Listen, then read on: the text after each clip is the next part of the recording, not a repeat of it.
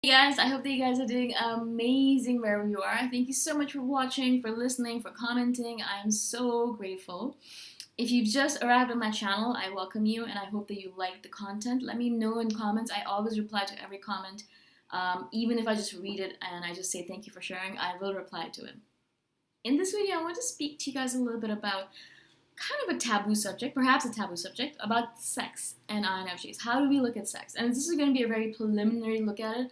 I'm going to go deeper into it as time goes on. I just want to start off with a little bit of a higher level look at how we look at sex. What do we think about it? Now, you might imagine just because we are very much ethereal beings, like we're always spending time in our head, and we don't spend time in our bodies as much, you might imagine that we are not very much into sex or sexual acts or sexuality in general.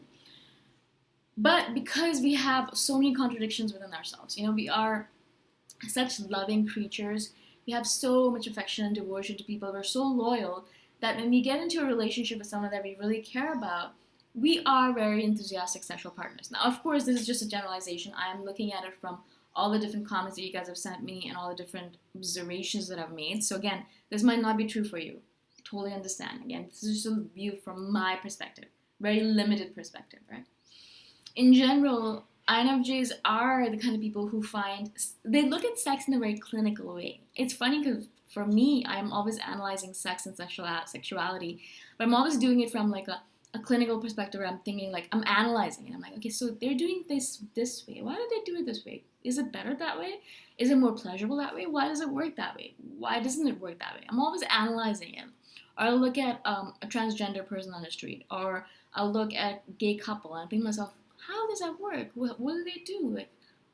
What are the logistics of it? How does it physically work? Who's the man in the room? Who's on top? Who's on bottom? All this random stuff. Like, of course, like it's all analysis. I'm looking at it in a very clinical way. It doesn't work out that way when you're actually doing it, when you're actually in the act, obviously, because you're thinking to myself, you can't be analytical at a point. You want to be in the moment as much as possible. I think that's the reason a lot of times I think INFJs would have a harder time with sex because they want to be very clinical about it. They want to be very analytical about it. But sex is very messy. It's not analytical. It's not something that you can be analytical about. It's in the moment. It has to be spontaneous. It's better to be a P than a J in the act of sex, in the act of that relationship, whatever you want to call it, physicality.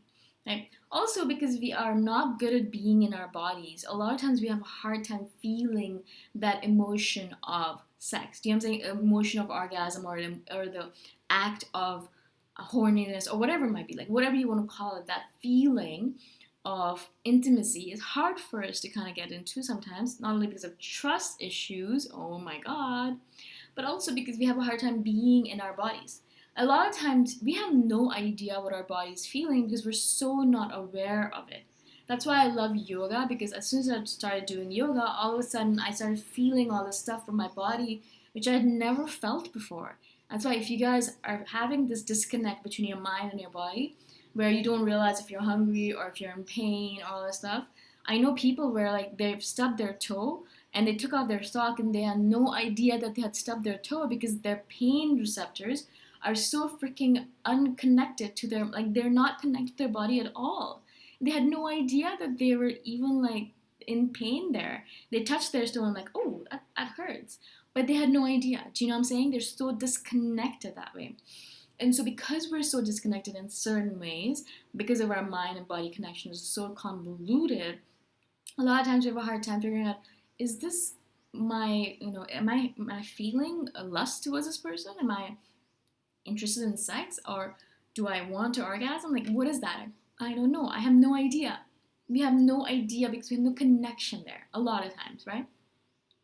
Also, sex is a very much, I think it's very much an act of intimacy, but based on trust and connection. Now, it's very easy for us to gain connection, but it's very hard for us to gain trust, right?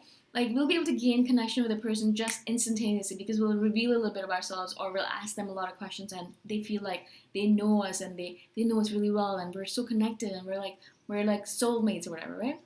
Where in fact in our head we're thinking, oh my god, I've only revealed one layer to you and you already think we're soulmates and you have no idea what there is more to come about, right?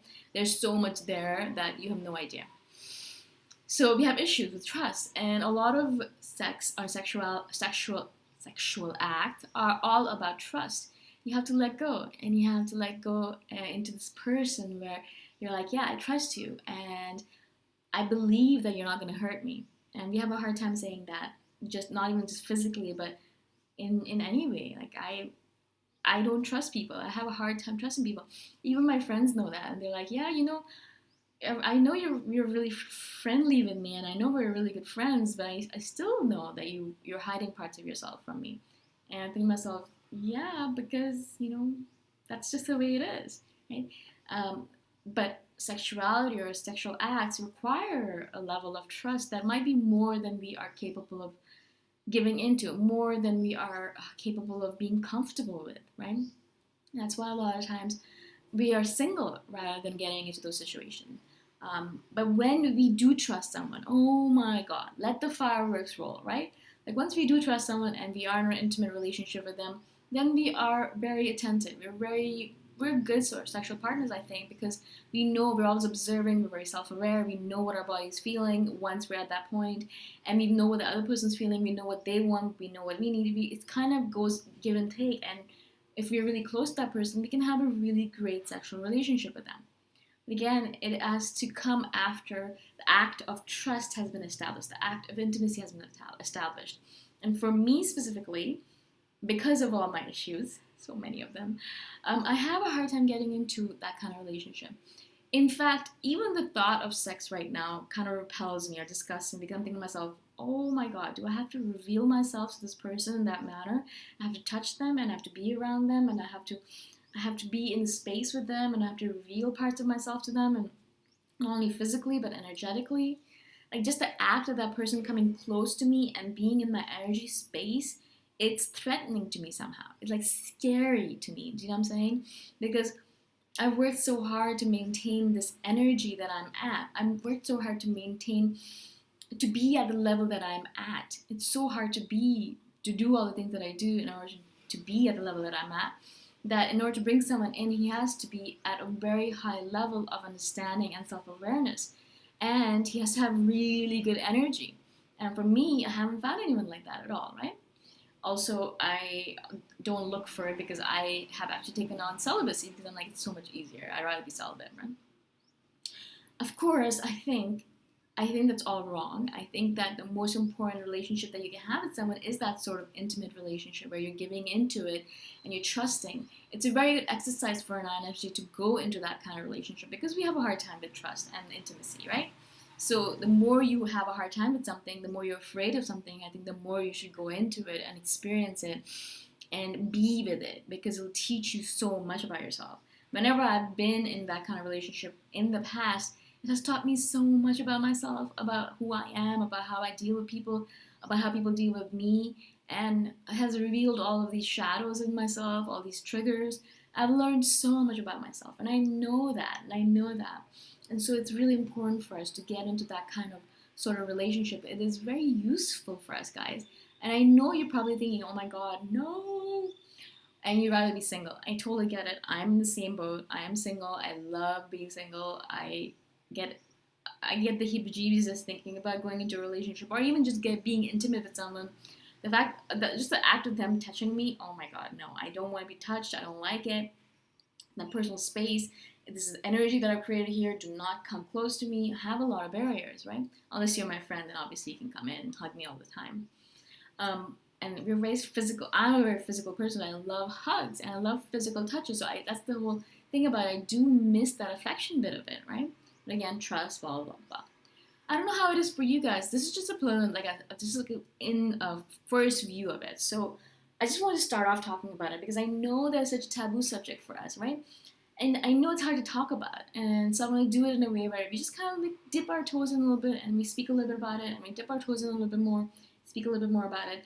I think it'd be useful and interesting. What do you guys think? I'd love to know your opinions about this.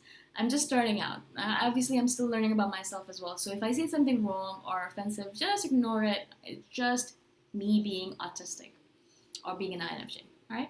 Thank you so much for listening. Thank you so much for watching. I'm so grateful. Let me know your suggestions for future videos or if you guys have any questions or feedback. I am always here, always answering comments. All right. See you guys next time around. Bye for now.